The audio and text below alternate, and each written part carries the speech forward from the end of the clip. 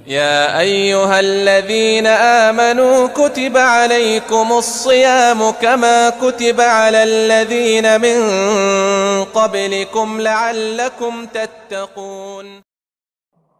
اب رمضان المبارک کا مہینہ آنے والا ہے۔ یہ مہینہ ہمارے لیے روحانی اور جسمانی فائدوں کے دروازے کھول دے گا، لہٰذا ہمیں اس کے لیے ابھی سے تیار ہو جانا چاہیے۔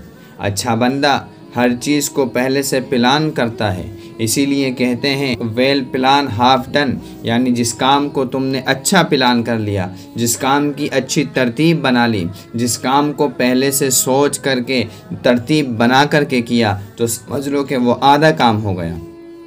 آج تو شادی کی بھی پلاننگ 1 سال پہلے سے کرنی شروع کر دیتے ہیں، بزنس کی پلاننگ بھی پہلے سے ہوتی ہے، تو ہمیں اسی طرح رمضان المبارک کی بھی پہلے سے پلاننگ کر لینی چاہیے کہ ہمیں اسے کیسے گزارنا ہے، ہمیں کیا کیا کام کرنے ہیں، اور اس کی پلاننگ صرف یہ ہے کہ اپنی مصروفیات کو ہم ایسا بنا دیں کہ رمضان المبارک میں اپنے آپ کو ہلکا پھلکا رکھنے کی کوشش کریں۔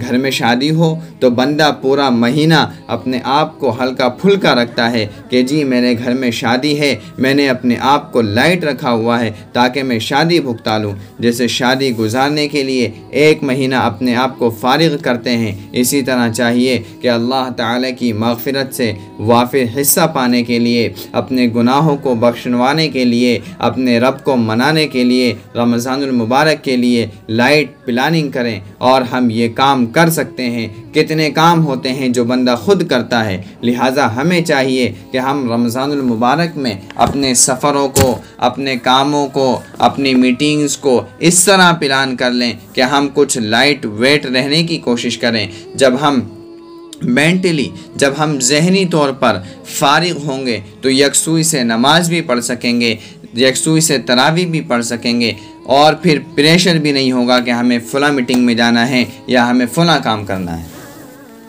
تو ایک تو ہم یہ تیاری کریں کہ اپنے آپ کو لائٹ لوڈڈ یعنی ہلکا پھلکا رکھیں، اور دوسرا یہ کہ ہم اپنے آپ کو رمضان المبارک میں اس طرح سے اپنا نظام الاوقات بنائیں، اس طرح سے اپنے آپ کو تیار کریں کہ ہم مینٹلی اپنے آپ کو تیار کر لیں۔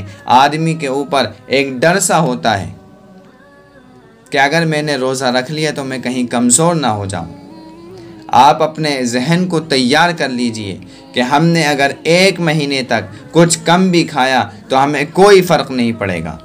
ہمارے جسم کی ضرورت تو بہت تھوڑی ہوتی ہے، لیکن ہماری جو کھانے کی عادت ہوتی ہے، جو ایٹنگ ہیبٹ ہوتی ہے، وہ بہت زیادہ ہوتی ہے۔ ڈاکٹروں نے لکھا ہے کہ جو انسان 3 کھجوریں کھا لیں تو اس کو اتنی کیلوریز مل جاتی ہے کہ اس کو 3 دن تک بھوک کی وجہ سے موت نہیں آ سکتی۔ 3 کھجوروں میں اتنی نیوٹریشن اور اتنی غذائیت ہوتی ہے۔ ہم جتنا کھانا کھانے کی عادی ہیں، رمضان المبارک میں اس سے کم کھانے کی کوشش کریں۔ یہ نہ ہو کہ صبح کی نماز سے کھٹی ڈکاریں آنی شروع ہو جائیں، اور ایسا بھی نہ ہو کہ بالکل ہی نہ کھائیں۔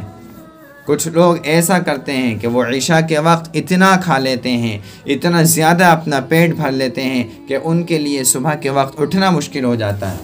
پھر وہ کہتے ہیں کہ چلو رات ہی میں جو کھا لیا سو کھا لیا، بس اسی پر روزے کی نیت کر کے سو جاتے ہیں۔ یہ ترتیب بالکل غلط ہے۔